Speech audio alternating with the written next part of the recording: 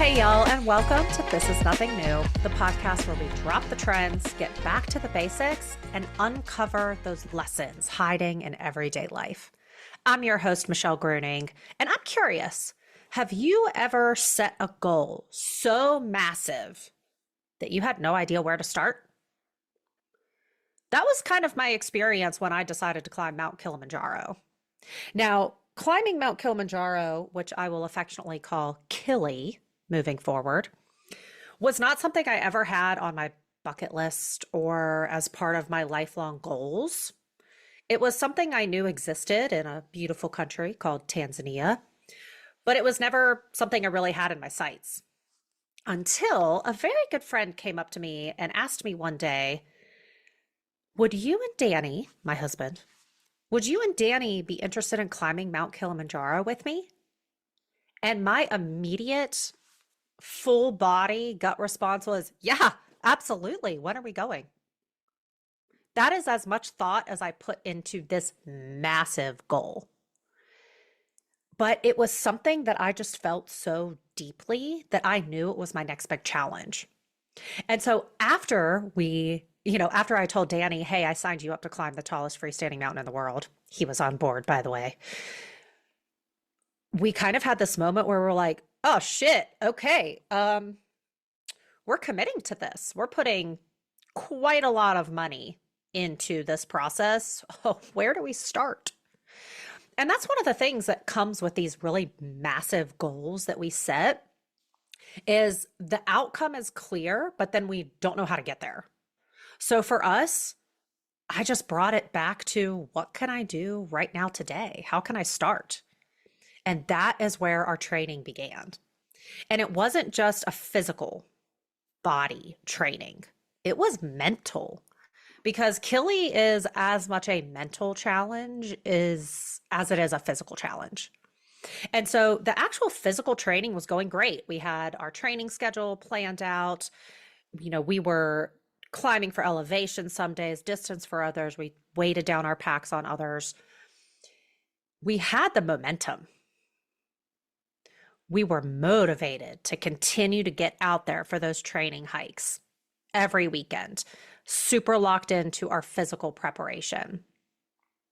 And if y'all remember back to the last episode where we talked about goal setting, it's all about those small steps, the things you can do right now.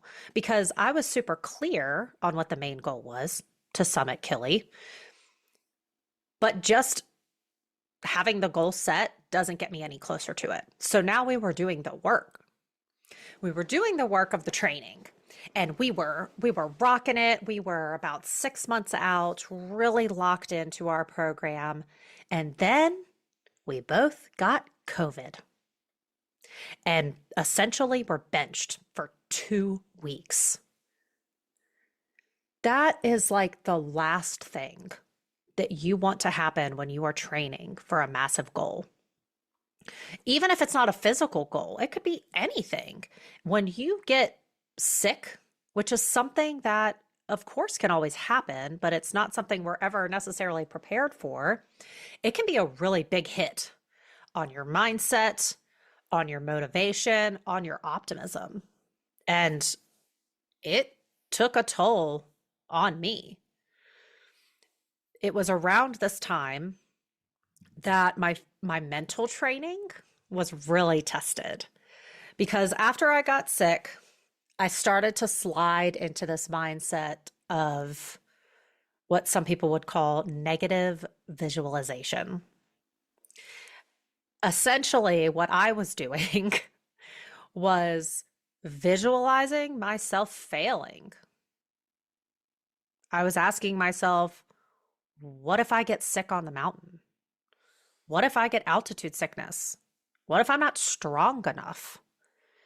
And I kept having this vision of me having to turn around and my entire team progressing forward. And now, a lot of y'all know I'm a coach. I help people elevate their mindset. I help people get out of these spiraling thoughts. And yet I still fell into the same trap. And now I'm not going to tell you it was just a quick flip of the switch for me to get turned back around, but I knew that if I continued to allow myself to stay in that negative headspace, it was going to be a self-fulfilling prophecy of failure when it came to climbing the mountain. So I had to flip it to the positive. And so after we were healing from COVID and we started recovering, I was certainly not motivated, but I had to get optimistic that I could get back to where I was in my training and then progress past it. And so the cycle started with optimism. A lot of times we can think that we are waiting for motivation to come first before we take any action. But motivation isn't a catalyst. Motivation is a result. And it all starts with optimism. So getting that optimistic perspective back top of mind was a very big turning point for me because I had spent like a month in that negative space. And once I realized, wow, this is a really bad place to be, Michelle, it's up to you to pull yourself out of it. I pulled myself out of it. I got back optimistic. I got focused on the goal and I got focused on what I could control right there in that moment, which was starting slow and rebuilding my strength. And getting through that mental challenge during the training set me up for success when I experienced the same challenge on the mountain. Because once we got to Tanzania and the first day of the trek had arrived, our incredible guide, Abu, shout out Abu if you're listening, told us that we were going to take an approach called pole pole, which is Swahili for slowly, slowly. And man, were they not exaggerating. That pole pole pace, slow, consistent, intentional, measured, at times felt like we were literally dragging our feet. It was so slow. But I had to remind myself in that moment when we were going pole pole that we cannot rush our goals. You know, everyone wants to set a goal and achieve it the next day, set a goal and achieve it the next day. But goals don't move that fast. If they do move that fast, it's just a task that you can check off. But a long-term goal can't be rushed. It has to be approached intentionally and thoughtfully. And that pole pole pace is the reason I summited. Spoiler alert, I made it to the top. I didn't rush it. The same way I didn't rush my recovery and rebuilding my strength after I got sick during training, I could not rush climbing this mountain. And so the pole pole pace became a way of life for the 7 days that we were on the mountain. Another really amazing thing that our guides did is we set the goal, which was to stand on top of Mount Kilimanjaro. We reviewed the entire trek once. On day one, our guides reviewed every single day the elevation we would gain, the camp names we were going to, and how far the treks were each day. We reviewed the entire thing once. And then after that, our guide Abu told us, moving forward, we will only speak about the day that we are currently on. Meaning if it was day 3, we were only talking about day 3. Day 6 was summit day, but that was 3 days away. We didn't need to focus on day 6. We needed to focus on where we are now, the next step in the day we were in. And that turned out to be such a gift because you can see Uhuru Peak, which is the summit of Kilimanjaro, from a distance starting on day 2. And if we only locked in on that mountain starting on day 2, it would have been like, oh my God, how are we ever going to reach the top of that? It seems so far away. It seems so tall. You see how that can start getting you into a negative space. So moving forward, we were just like, there's the goal. Nice. I see it. Now I'm refocusing on what I can do right now. And that paired with the pole pace kept us moving forward. Along this trek, we camped. It was 7 days total. So we spent 6 nights on the mountain. And as we were climbing up the mountain, our incredible porters like literally fly up this mountain. They are doing the same hikes as us, except they're carrying triple the weight. They are the unsung heroes of the Kilimanjaro experience. Every single porter and guide. They're just amazing. I could do a whole episode on them. Maybe I will one day. But one of the things that kept us going was building in celebration. On our second day, we got to our camp, Shira Cave Camp, which was actually my favorite camp of the whole trek. And after we rested a little bit, we went on another hike, which was a hike to continue to get us acclimated to the elevation game. And when we came back, we were greeted with a beautiful display of celebration.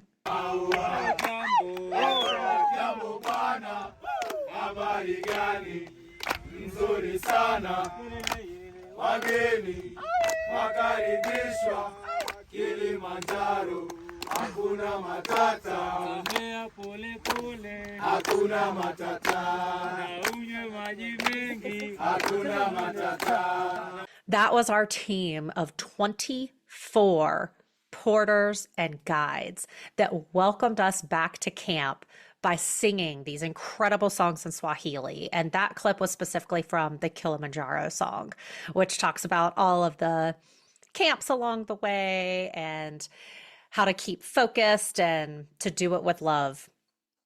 And that celebration is something that sits so clearly in my mind.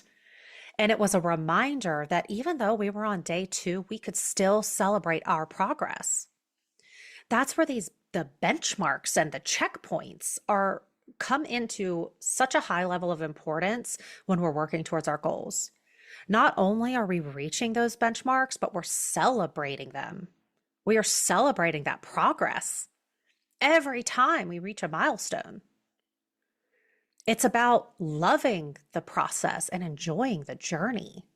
Throughout this hike, for the first couple of days, we were always going up, which made sense because the summit of Kilimanjaro was up, so we kept moving up. But once we got to day 3, we started doing something called hiking high and sleeping low. And what that meant is we would hike a couple thousand feet of elevation up, have lunch at that high elevation, and then hike back down. Almost the same amount of elevation. And they say to trust the process. And of course I trusted Abu and my guides. They're the experienced ones. I had literally never set foot on this mountain, but I was starting to get a little doubtful because, like I said, the summit was up. Why were we going down? It felt like we were undoing all of the progress that we had made that day. But the lesson to remember there is that growth is not linear. Sometimes it can feel like you're going backwards. It can feel like you're losing progress. But those moments are preparing you for what is next. And every time we slept low, we had given ourselves a chance to recalibrate, to rest, and to strengthen our lungs so that we could continue pushing forward in the challenge the next day. Rest is just as important as consistent action when it comes to reaching our goals.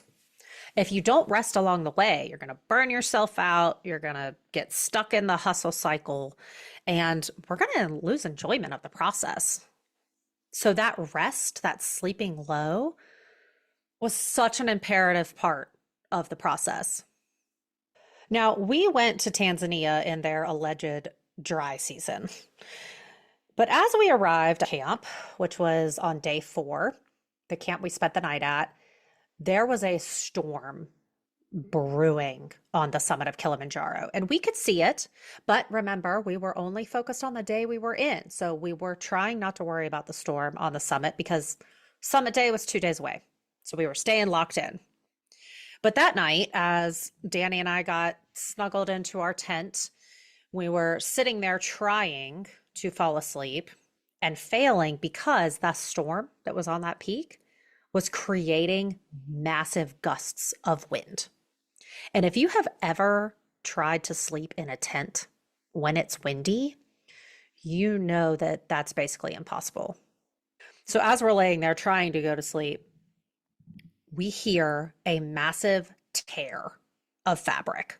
A tear of fabric is not a good sound when you are sleeping in a tent on the side of a mountain. So we can see part of the tent like flapping in the wind from the moonlight. So we get out of the tent, we get around to the back, and we realize, oh, thank God it's only the rain fly. It wasn't like the actual tent. And then a few things happened all at once. We realized it was just the rain fly. A massive gust of wind pummeled into us. And then it took our entire tent straight up in the air and flipped it over. And it was in that moment that we realized we didn't zip the front. And then chaos began. We were trying to catch our tent from flying off the side of the mountain. We were hollering for our guides and our porters to come out and help us, which they eventually did. And we realized that there was no way we were getting that tent back up that night. Just wasn't happening.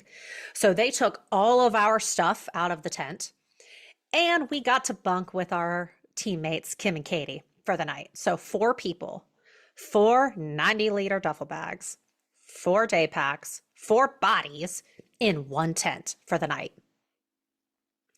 That was not in the cards. That's not something a pre-mortem could have prepared us for exactly, but we were prepared for the unexpected and for the unknown. What could have become a truly miserable, terrible moment turned out to be one of the times I remember the most clearly of our hike, because it was just so wild. And we were all laying there side by side in a row, trying to sleep as the tent just threatened to collapse in on us. And you know what? We made it work.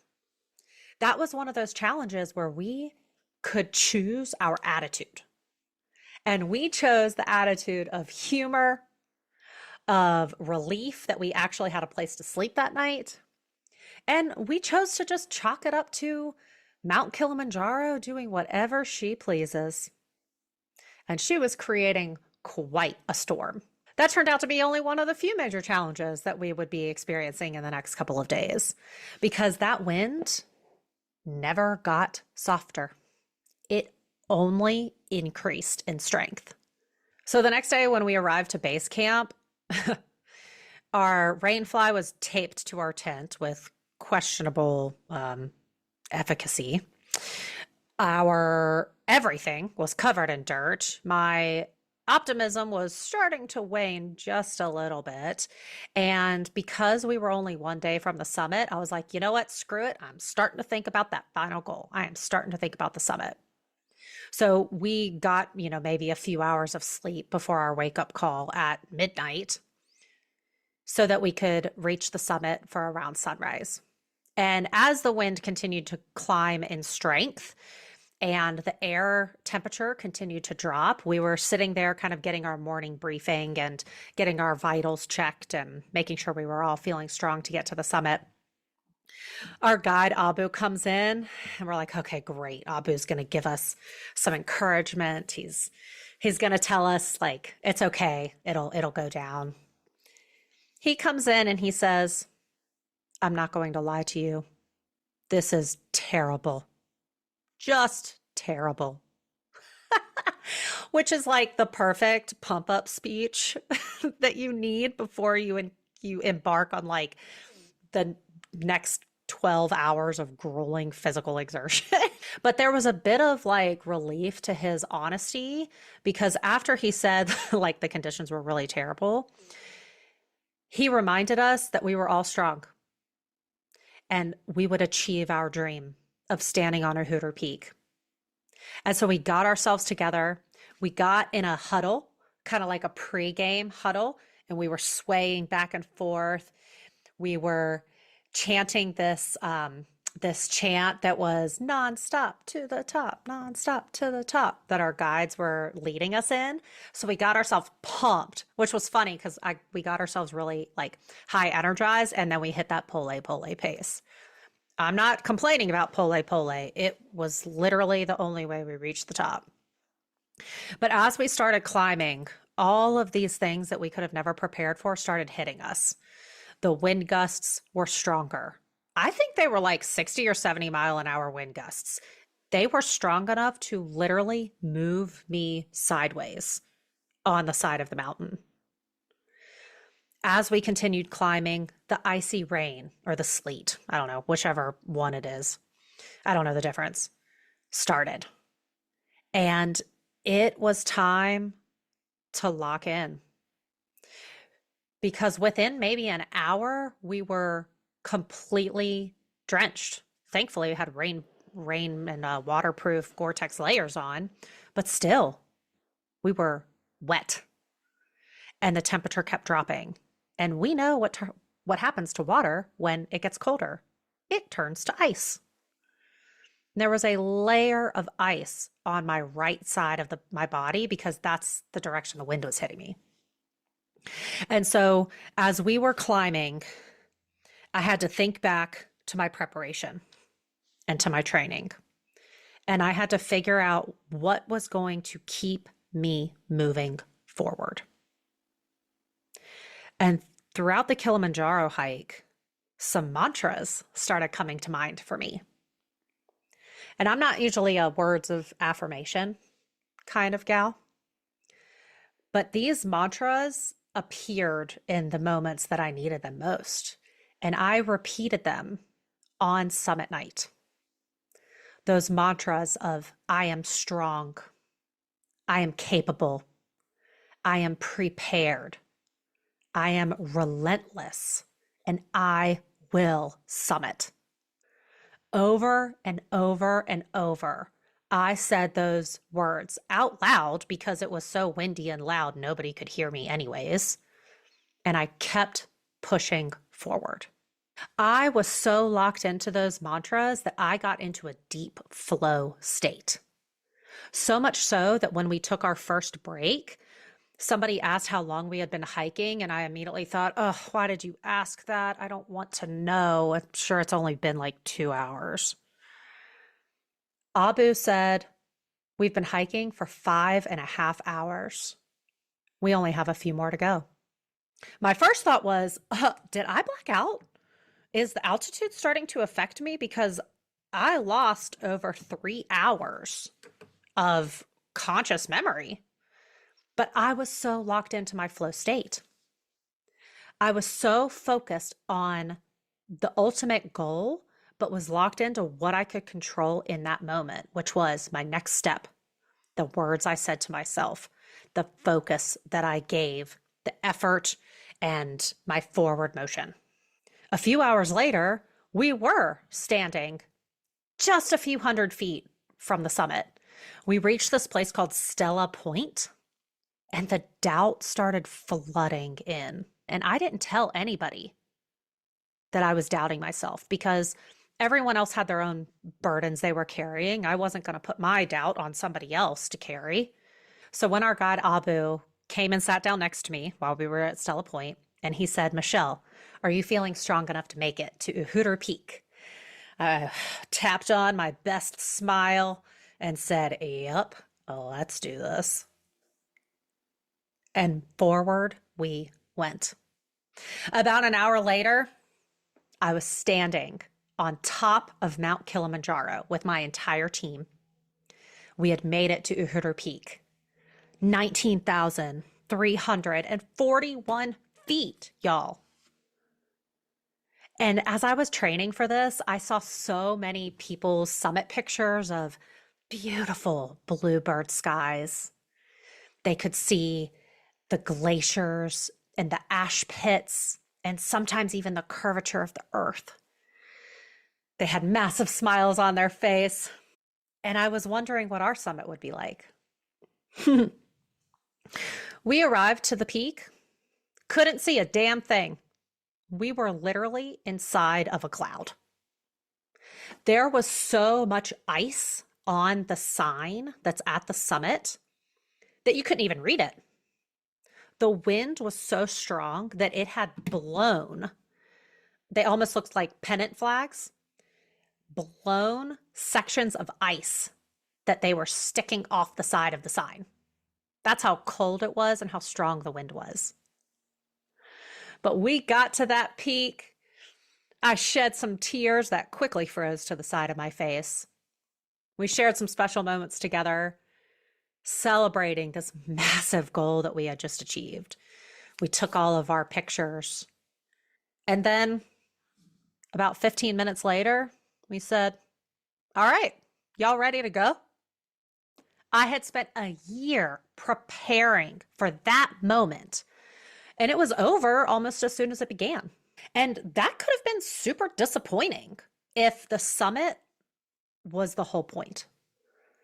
If reaching the summit was the only thing that mattered, standing up there for 15 minutes would have been a pretty big letdown, especially since we couldn't see anything.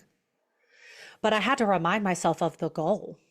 The goal was to summit Kilimanjaro. The goal was not to summit Kilimanjaro in perfect conditions. And I had reached that goal. I was standing on the summit of Kilimanjaro. And more importantly, I had reinforced and affirmed the fact that I was someone who was capable of getting there. I didn't reach the summit of Mount Kilimanjaro because I was motivated every single day. I got there because I kept taking the next step. I celebrated my progress along the way. And when things didn't go according to plan, which was quite often, I adapted. And I controlled what I could control, which is my attitude and my effort.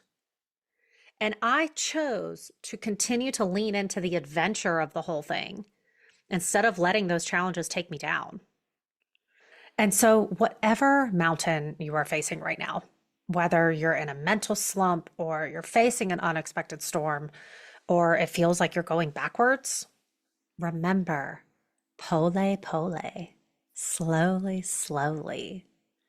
We're not always going to see the end goal in every day. We have to focus on the day-to-day work. We can control our attitude. We can take the next right step. Remember, that summit, that end goal, it's only a moment. But the person you are becoming day in and day out is what's going to last forever. So until next time, I'll catch y'all later.